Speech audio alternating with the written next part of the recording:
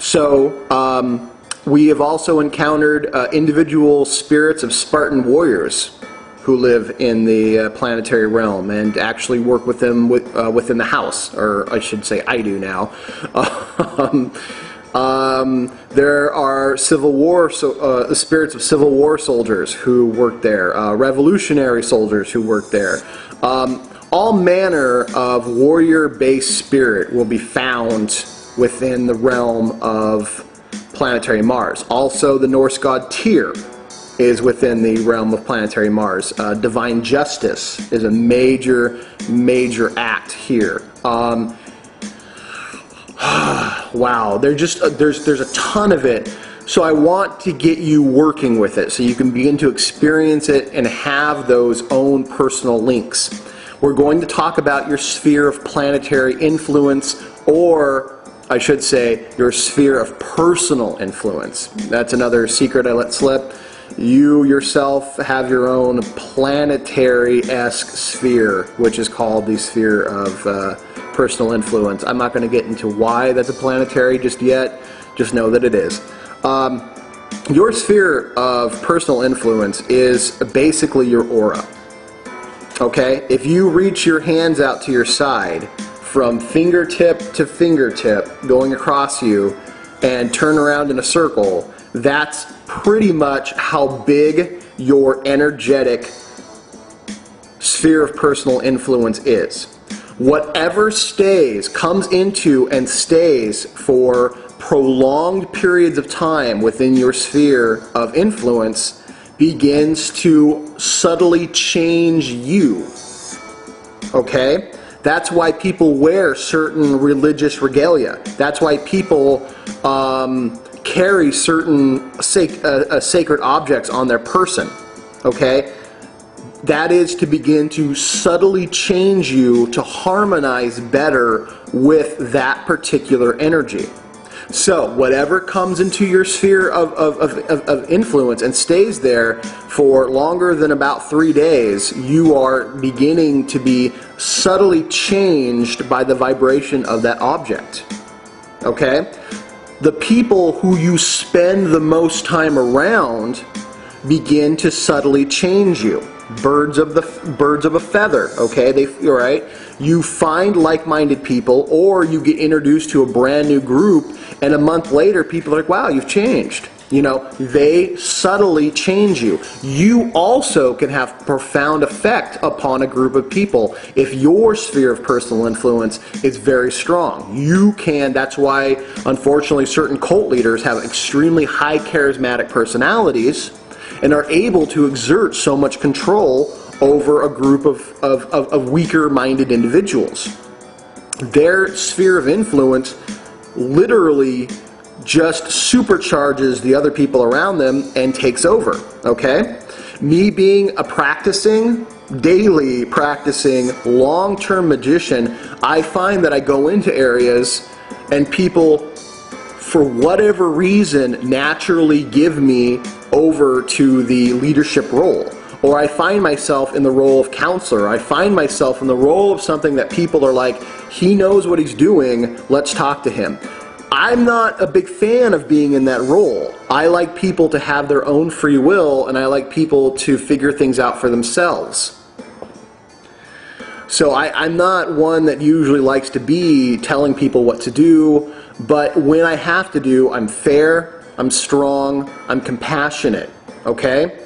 Things that you will need to learn to be, because as you're working with these spheres, you are also increasing your own potency of your personal sphere of influence, and you will begin to be seen as a leader or someone who knows something, and someone who's, I don't know, important or has power. Because when you work with these type of energies, people subtly begin to figure something out. They know that you're in league with something that they don't understand. And sometimes that's frightening, and sometimes it's very alluring to them. So you also need to be very careful. All right? Be very careful what you do with your influence over other people, because it can really, really get you the most, I don't know, take a lesson from Lindsay Lohan and Paris Hilton, okay? Those girls are wildly popular, or Britney Spears, okay? Wildly popular women who the public turned on in a second, okay? Those who are popular one day are the most hated the next. You need to be very aware of that real potential, not to go overboard with your sphere of personal influence. Be moderate, okay? So, your sphere of personal influence, what we're going to do is create what's called a sphere of planetary Mars for you to stand in, to sit in, to lay down in, to contemplate in. This is very simple. It's basically an altar, okay? Or what we call a focus point, okay? In the real Western mysteries, it's a focus point. I'm showing you a picture of my candle of Mars that I light every time that I am going to work with the planetary sphere of Mars, or I have one made, or I make one myself. Very important. Within this candle of Mars are herbs of Mars. So you have bay, you have basil, you have, I don't know if I'm going to give them all away just yet. But bay and basil are two major ones. If you get bay, basil, you're set, you're golden. There's a whole lot more. Cinnamon, cayenne, yeah, maybe I'll give us some more away. Cinnamon, cayenne, let me think here. Vervain is in there. I'm trying to think of the ones that are most appropriate that you can get that are easy. Garlic's in there. These are things that I've dried and crushed and have put into my own candles, or I've dried and crushed and I've set in a bowl as an incense. Okay? So, let's just break it down. Find an area that you can set up, at least temporarily, a focal point. It can be on the floor, it can be on a table. It really doesn't matter. You just need to be within your sphere of personal influence and have that within your sphere of personal influence. You know what I mean? Have it close to your aura. So you want to be either standing. I actually lay down a large red cloth. Okay, so I can stand in it. All right. I bring in my sword of power. Okay, I have an axe of severity.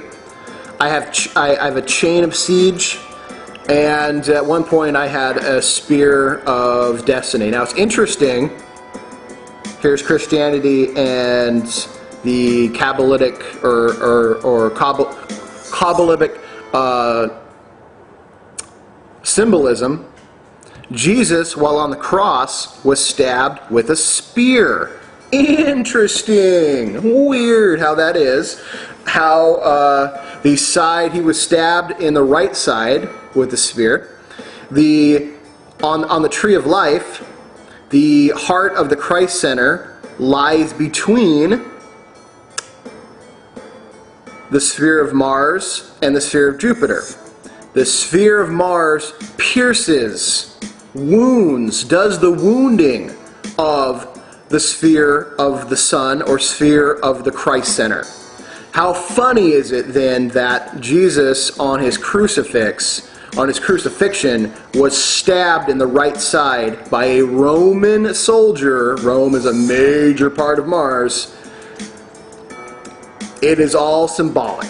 The story of Jesus didn't happen. The metaphor of Jesus is the most powerful thing perhaps the world has ever seen in regards to Tiphereth.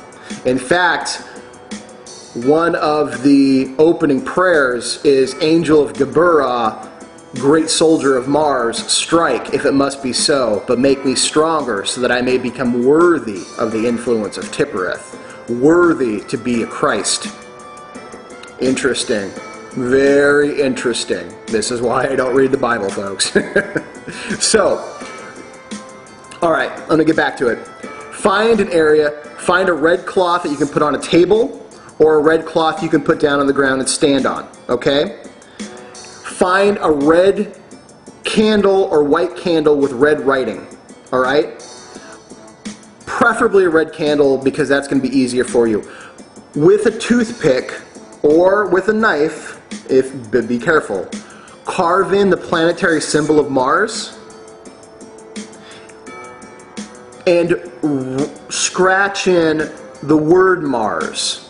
Okay, this is going to light the candle, and that energetic vibration, or the matrix of the candle, is going to alert all the entities of Mars to come to come close to you.